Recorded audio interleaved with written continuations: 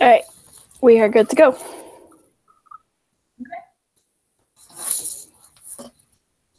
we go. Yeah. All right. So this week we're going to be going over the case studies of team leadership in video game industry, Valve story, and then the project failure at Payton Financial Services. Let's see. Okay. Just for box 7, we'll start with the leadership in the video game industry, the story of Valve. We had 5 questions to go over that kind of like piqued our response at how we would respond in these situations or what we think about them. Let's see, the discussion question. The first question I guess we'll start with is, do you think formal team structure is necessary to ensure productivity and focus in a work environment? Why or why not? Does anybody want to go first?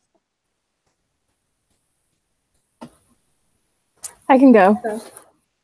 All right. You're delayed again, Christine, so I don't know if you're going or I am. Yeah, Christine's kind of delayed.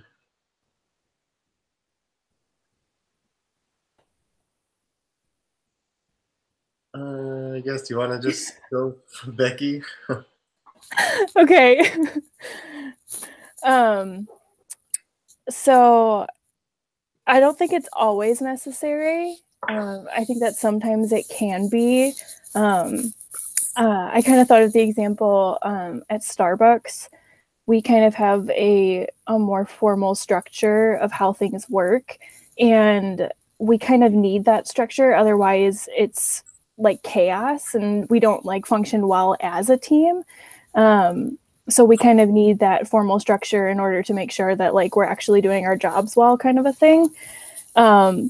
But I think that it's not always necessary to have that kind of structure. I mean, the Valve company is an example of that, of how like they don't have that formal structure and it works really well for them. But I definitely think it like depends on the company and what their goal is. Mm-hmm. Yeah. What about you, Christine?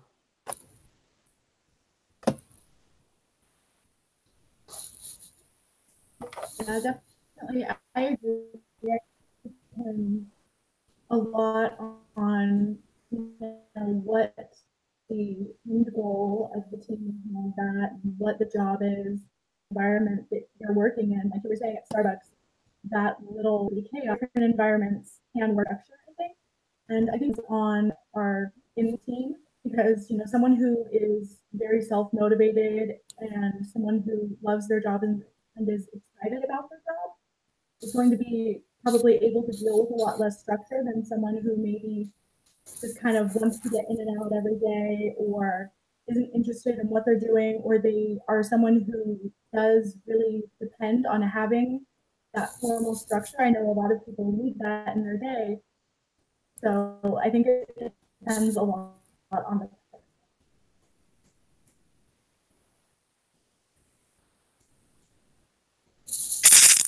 Those are good points. Yeah.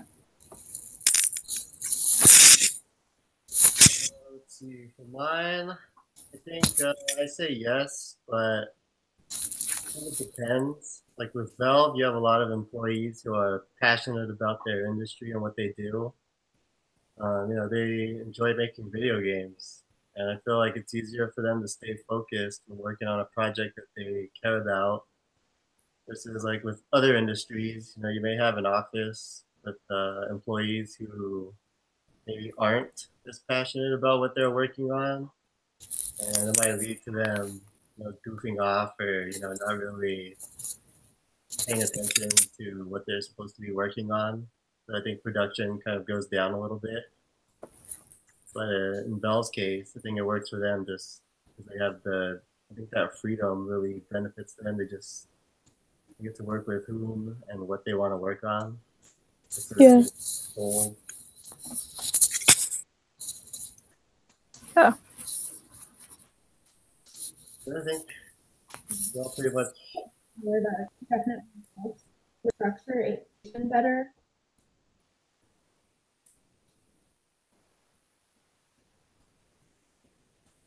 Yeah, I agree with that. All right, so let's see. Oops.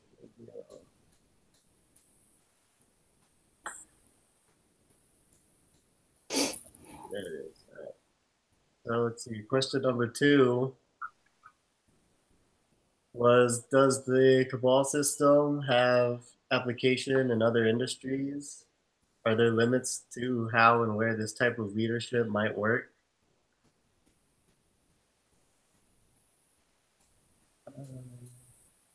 Becky, you want to go first again? Sure. It kind of has the same answer as like the first question. I think it's possible, but it definitely depends on like the industry and like what's being delivered. I think you need like a company kind of similar in nature to Valve and kind of the same kind of like, you really have all different sorts of people who really care about what they're doing, so that they kind of have that self-discipline to make that kind of structure work. I just kind of like, I definitely know that there are certain companies where it just like it wouldn't work well in, because there are, places that need that structure and that specific type of leadership, to be like set in stone kind of a thing. But all right.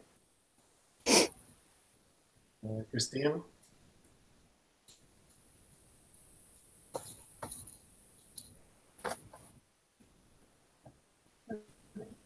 Oh yeah, basically everything that you just said is what I wrote.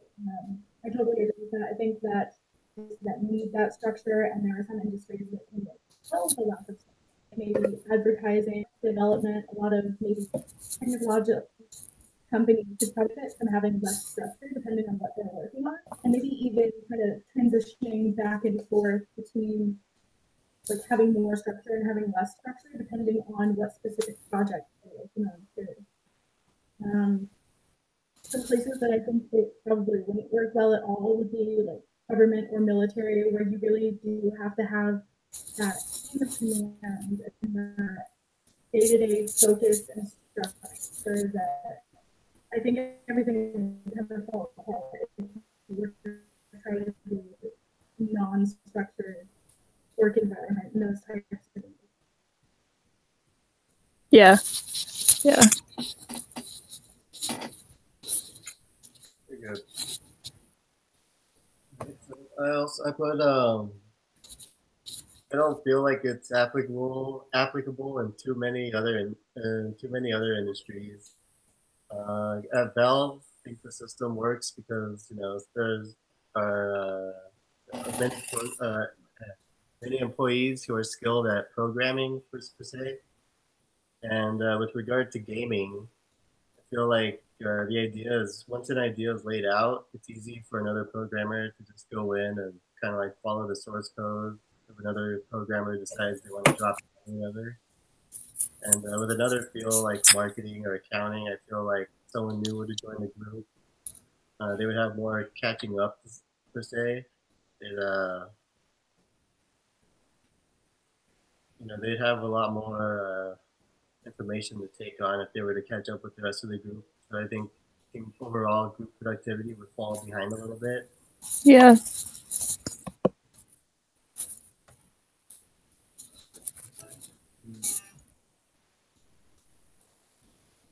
So question 3, would you enjoy working for a company like Valve?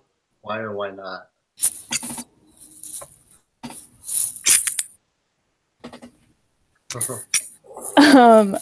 I know I said I think like one side of me would like it just because of like the freedom that you have when you're working in a company like that, and like being able to work with like all different kinds of people and things like that.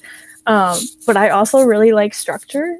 So I think another, like a bigger part of me would kind of hate it, not having that like set, like, this is my job and this is what I'm supposed to do and this is who I report to and that kind of thing. Because I think sometimes I need that in order to actually be productive, rather, because if like I'll definitely have moments where it's like, well, no one's going to check this, so I don't actually have to do it, kind of a thing. So I think as much as I'd like to, I would need more of a structure. Makes sense. I feel like I would really like it because I do well without a ton of structure, and I'm pretty good about staying on task for the most part. I definitely have my moments, Yeah. but at least a little bit of structure. Like you were saying, you kind of need to know what's going on overall and like who you report to and all of that stuff. But I think what really appeals to me about Valve's system is that they get to change roles all the time and explore like different different projects. And then you also have the opportunity to work with different people, and so you could like maybe pick up some new skills from someone, or maybe you just kind of someone. But of course, the downside to that is that sometimes you might get stuck where everybody doesn't really get along and you kind of had to. So there's to it. But I think overall, I would like to work in an environment. Yeah, that definitely makes sense. I agree. I like that. All right. I would like working at a company like Valve. Just one because I enjoy playing video games. I think it would be fun to create those experiences. But, I would also like working under their system just because I feel like it'd be less pressure and the work environment would be more fun, making going to work more enjoyable for me. But like Becky said and Christine, I also feel the need for structure. Like if I feel like I can get too complacent if I don't have somebody telling me like what I need to work on or to make sure that I hit this deadline or whatever. Yeah. I just feel I think I would enjoy working there, but I would need some kind of guidance. Otherwise, I just feel like most of my day would just be playing them instead of making the video. Yeah. Let's see.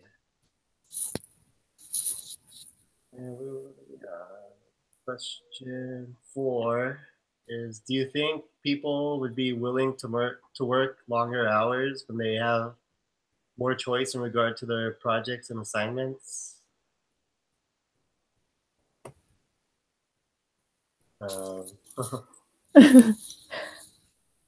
um, so I said yes, and it's kind of going back to what Christine said earlier about how if you're passionate about something, like you're more willing to like do the work and to put in the effort for it.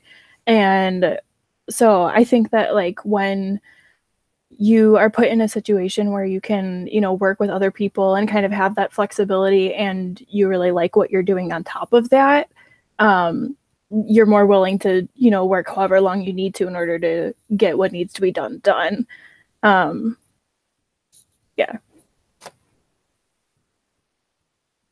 Yeah, totally. I agree with that. And also, I think one of the things that factors into that is where they're at in the project. I mean, especially if you're working on something creative, you might like hit a block and not be willing to put in the hours at that time. Versus when you're feeling really inspired, you can put in really long hours and still just have like that energy and that drive to keep going with it. And also the other thing that I think factors into it is what else someone has going on in their life. Like, do they have kids or members they have to take care of? Do they have other activities or social responsibilities, anything like that? Because that's obviously going to kind of push the job. Yeah.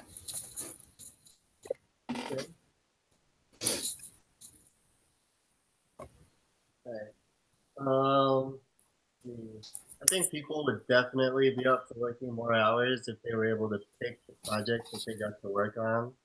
Like you both touched on, people I think are more appreciative of the work when they get to work on things that they actually care about.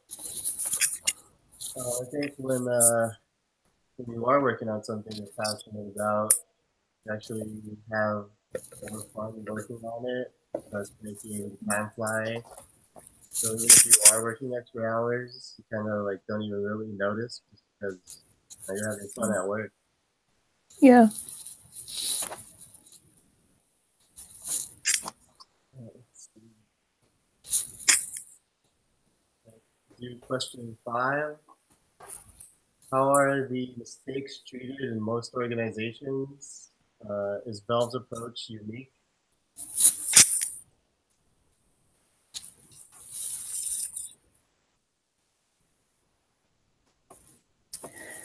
Um, I kind of put like, I think we see in like most organizations that like mistakes have consequences. Obviously if you do something wrong, like you kind of have to, make up for it, or there's there's something that happens when you make a mistake. Um, I think that like Valve's approach, I don't think it's necessarily unique. I think it's not the one that most companies use. I'll say it that way. But like we kind of have a similar like system at Starbucks where like if you make a mistake, like it's a learning curve. It's not like because there's so many chances to like make mistakes, but there's like you have to learn from them because that's how you're going to get better at your job. And like obviously there are limitations, when you make like something bigger, like a bigger mistake, like there obviously are going to be consequences and things that like have to be fixed in order to make that mistake better. But for the most part, like we kind of look at them as like a learning curve, and okay, well that happened, so now not to do that for next time, kind of a thing. So. It's good. I like that. Okay, that makes sense. Yeah, I think a lot of kind of done.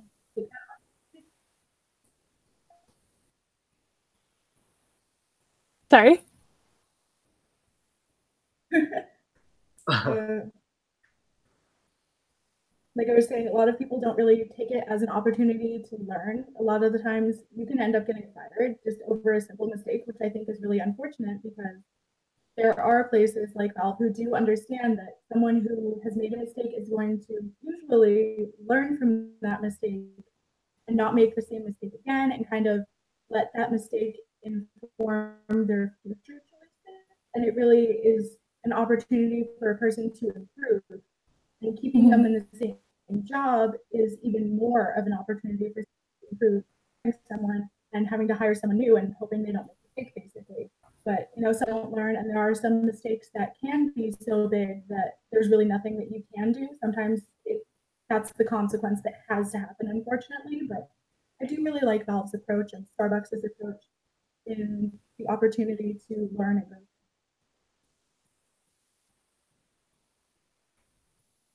Yeah. Yep. Well, like you both touched on, I think mistakes happen in every industry, but in some more so than others. You have wiggle room. Like Becky said with Starbucks, mistakes happen, and it helps you learn from them and grow from them, and make sure you don't do them again. And like Christine said, there are some companies where a mistake can be costly. I had Yeah. that companies have an image and a reputation that they built their brand on, and a mistake that tarnishes that brand could be costly for them, yes, and the employee.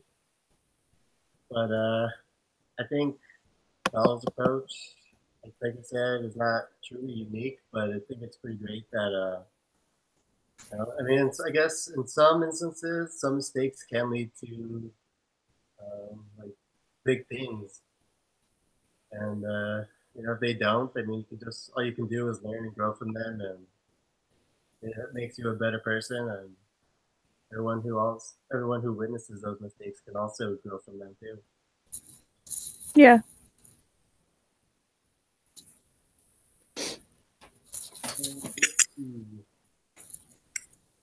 So for the team leadership, the Valve story, I guess we all pretty much had some of the same ideas about what it would be like working at a company and how their ball system works and how it would work in other industries. Um, we all need a little bit of structure. Just kind of being able to go in there and wing it, join our own groups or whatever. And we all pretty much have the same approach or feelings towards mistakes. All we can do is learn from them. We're all human. Things happen. And Yeah. move on.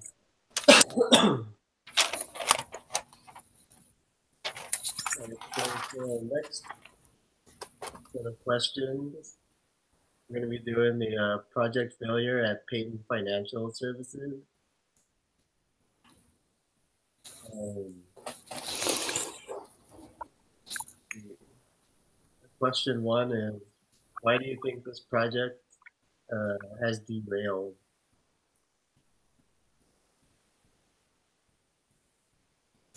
And let's read.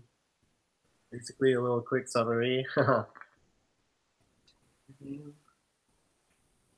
I guess the project leader for this was a lady named Stephanie, and she had to come up with a solution for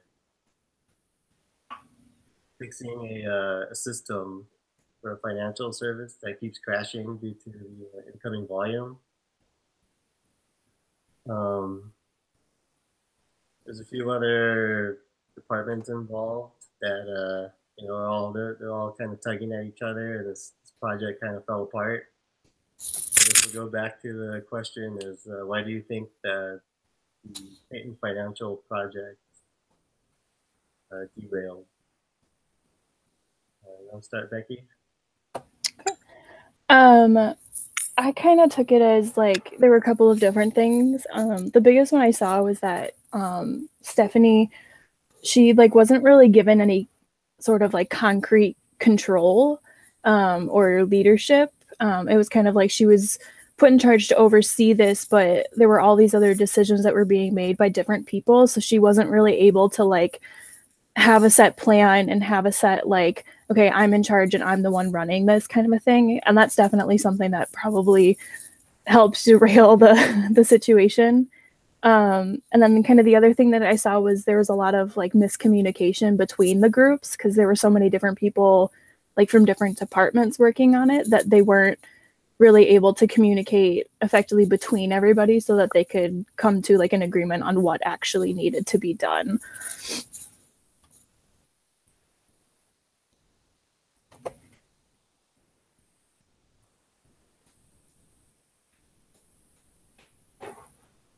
Those were printers. And the other thing that I think was that basically trying to please everyone. So I think that like while getting everyone's input was a good idea, you kind of needed to set some boundaries with them in terms of what they would be able to accomplish, and also establish some realistic goals, kind of provide that future, and especially to get everyone to kind of focus their attention and work together instead of kind of, it almost seemed like maybe they were kind of bickering in between departments, something to that effect.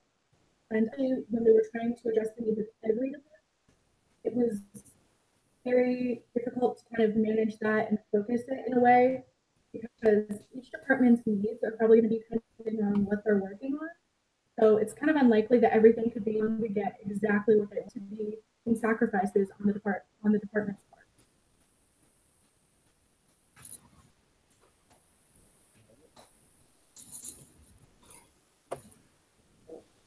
I saw it as basically there was a tug of war battle going on between the different business units, and they couldn't find a solution that had any kind of balance to, I guess, benefit them all. We needed to find a compromise that would help them be able to use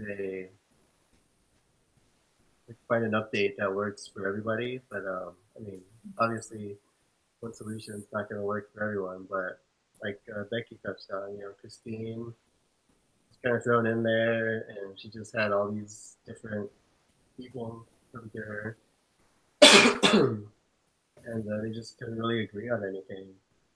Turns out that all the departments were just it was like a cluster. It was like a huge mess.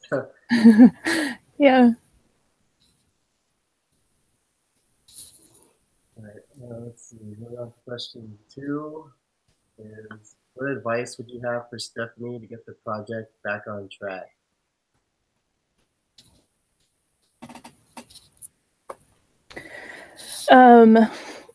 The kind of thing that I was thinking on kind of went along with how I was talking about like the communication. I think like just to start with from where like we leave off with the case study, like she needed to kind of sit everybody down, and especially like the superiors who like wanted the problem fixed, and like the head of all the departments kind of thing, and like sit everybody down and discuss, okay, well, like this is what needs to happen and this is what I need from each of your teams, and just so that like she's kind of getting that control back, and also like almost like airing everything out so that she can say like, this is what I need from your team, and I need you to tell them like what I'm expecting from them in order to be able to just like work cohesively together.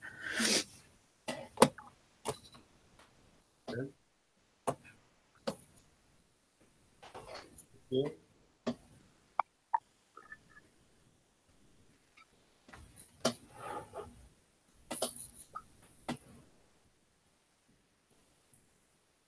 Yeah, I definitely agree with that. And then I think also kind of going back to your about setting realistic goals and establishing.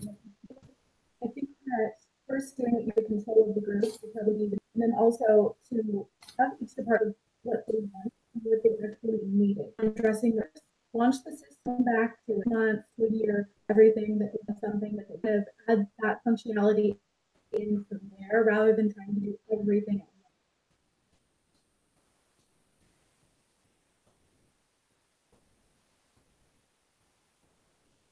Good points.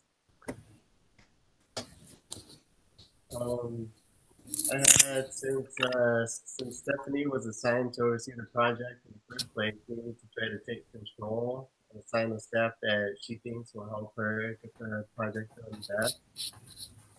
And Kat and Joe and Stephanie all trying to play tug of war to figure out who plays where.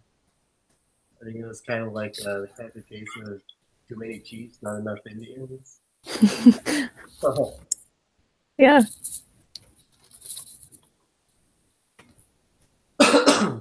Excuse me, sorry. You're good.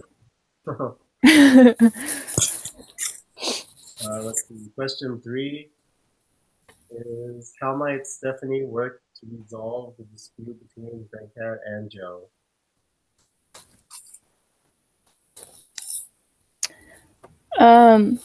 My response was kind of similar to what I had for like the last question was like I think she really needed to like sit down with them and kind of make them air it out, like make them talk about it and be like, okay, like, I wasn't trying to hurt your feelings when I said this about your IT workers. We don't like have clear expectations of what needs to be accomplished. That way they can kind of talk it out, and that way like Stephanie would be able to kind of say like, okay, well, now we can set like the clear expectations so that there's no more miscommunication and no more issues between the two of them.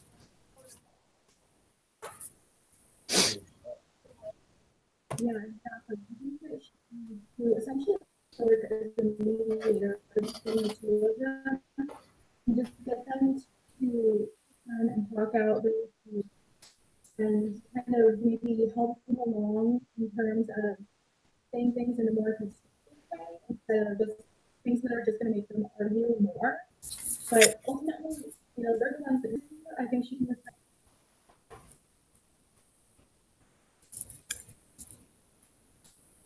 Yeah.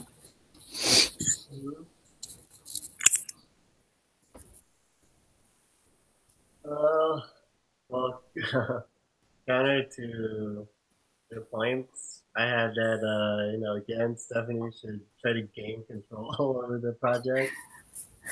I just think it's easier to have everyone report to one person instead of having someone report to, say, Joe or the cat, and then report to Stephanie or whatever the circulation is. I just think it causes too much confusion, and then employees don't know like who to go to, or I mean, it's. I can see why they're not really getting anything done or getting anywhere. Just like an endless game of cat and mouse, just round and Yeah. round. Let's see. All right, question 4 was: have you ever been involved in a project where the team was not aligned? What caused this problem, and how did you or could you have solved the situation?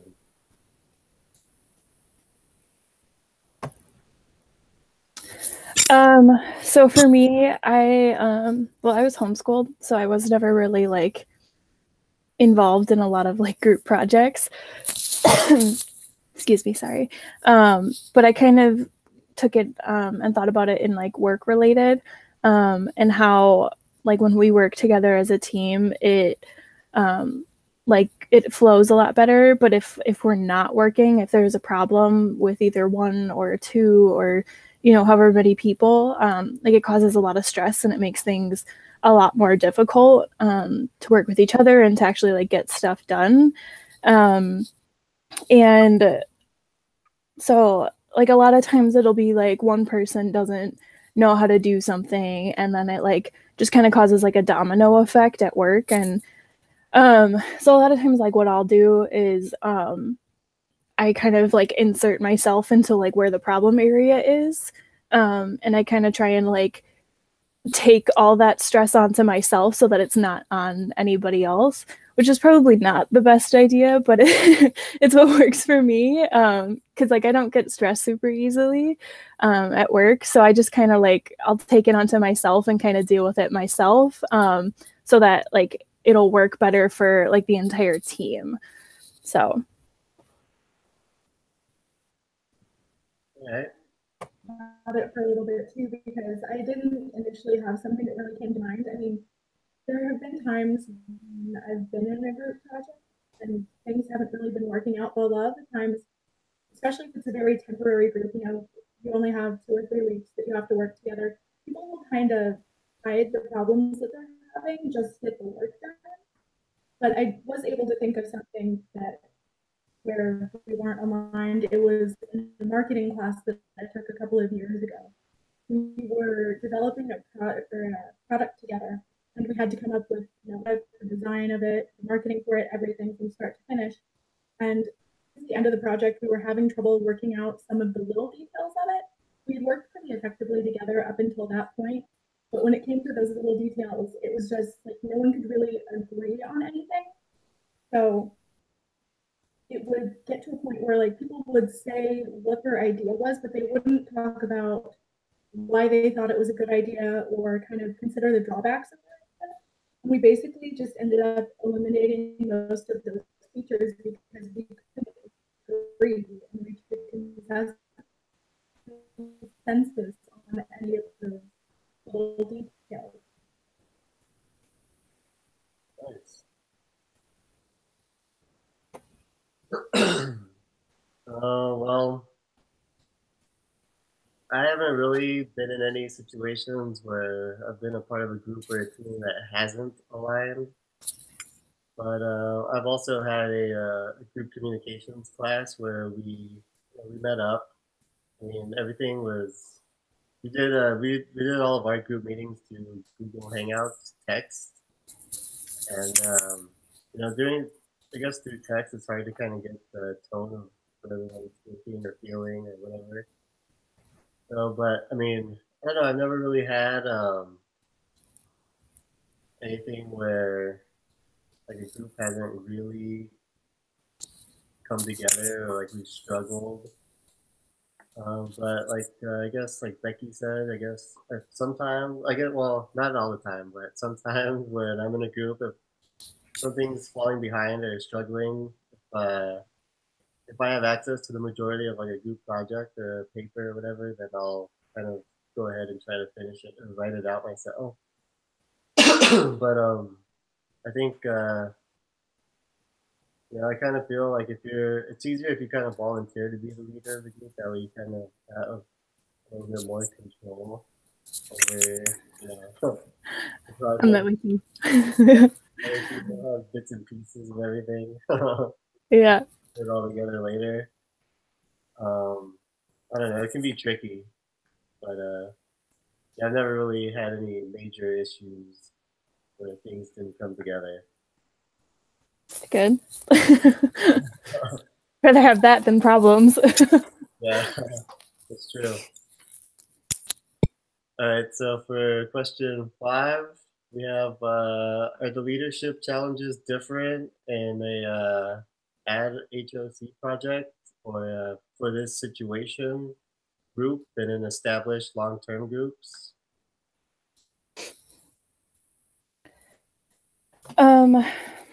So like I definitely think they're like that they can be different.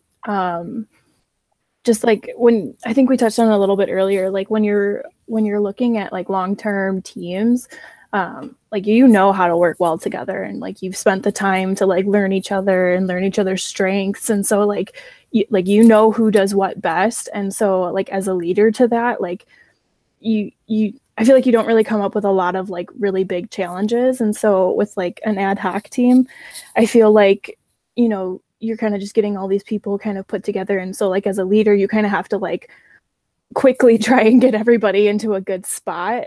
So I feel like that's probably like the biggest like challenge that you would have. And I think like being able to manage that just kind of like comes from practice as leadership. That at least that was kind of where my thoughts were going, and just like you have to kind of be able to pull everyone together and say like, okay, like you're going to do this and you're going to do this, and even if it's not like their strongest suit, like you can still kind of say, you know what, like it's okay, like just do the best you can so that we can get what we need done. So Yes, I like that. I think that structure is very key to temporary teams. And then the other thing I was thinking would really be to have relationships and actually set aside that time, like plan to have that part of the group formation to establish those relationships and learn about each other and kind of get an understanding of how you're going to work together, because I think that will kind of eliminate a lot of the issues that temporary teams have. yeah. And I think that there's kind of a tendency to not put as much effort into it because you figure, oh, well, we just have to get this one thing done and then, we're never going to see each other again or something to that effect.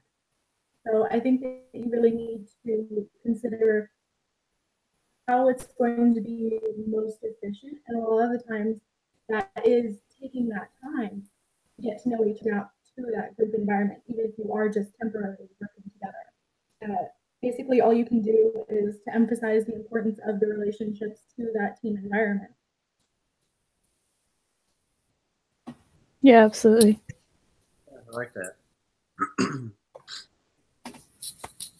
I feel like for the ad hoc, um, this type of group can be more challenging just because you need to find like the right group composition, especially like if it's a challenging task. The more communication barriers that you throw into the mix, the more difficult it is to find out what really needs to be done. Like with group projects, I just feel, or like if everyone's not on the same page, or if you miss an email, or if you're not responding kind of promptly to something, you kind of throw off the whole group. Um, you know, we, let's see, hold on. We have, yeah. So, yeah, just like with group, everything, like a little thing can mess up the group as a whole. Whereas Yeah. an established group, they're already well structured from top to bottom. Communication issues are probably less frequent, and they actually have to work as a group. Or they're used to working as a group. I think it would be like, again, I go back to my previous points where I think it's best to select a leader and let them assign tasks based on people's strong points or strong suits. Mm-hmm. I feel like that would help. Like I think if you can put together a group like that, it just builds better group composition and group set to be successful or more successful. Yeah. So in regard to our discussions on quite a few different points of view, I think that we have, well, I guess we all have different points of view on like who should be the leader or who should take control of the project for the financial services. I didn't really have too many instances where like my group hasn't aligned or we've had major issues where things may have been different for you. Overall, I think we have the same idea in terms of like how a group can come together to work and taking on different responsibilities. We'd be a good group. Yeah, I think our group's coming along pretty good, pretty well. Yeah. I'm just missing our other, but hopefully she'll be here soon. Hopefully next week. Other than that, I think it's going along pretty well. Yeah. Do you guys have anything to add?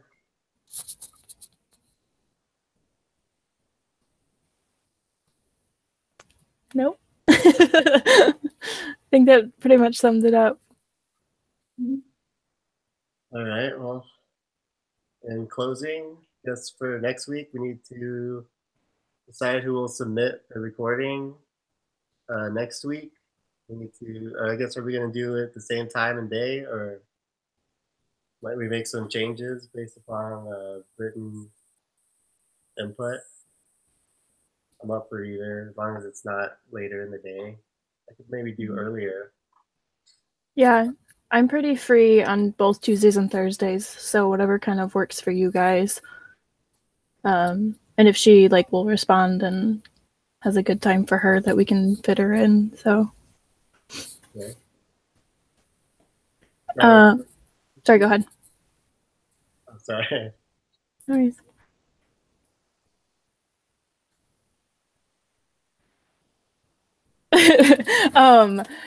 I'm okay like recording and submitting if you guys want me to just keep doing that. Like I don't have a problem like doing that. Okay. I was gonna record and submit this week, but I'm still like I follow like these videos, but I just can't figure out how to. Yeah, it took me a while, and I have to do it for one of my other classes, so that's like the only reason I know how, because there was like a step-by-step tutorial on how to do it, and I was like, oh, perfect.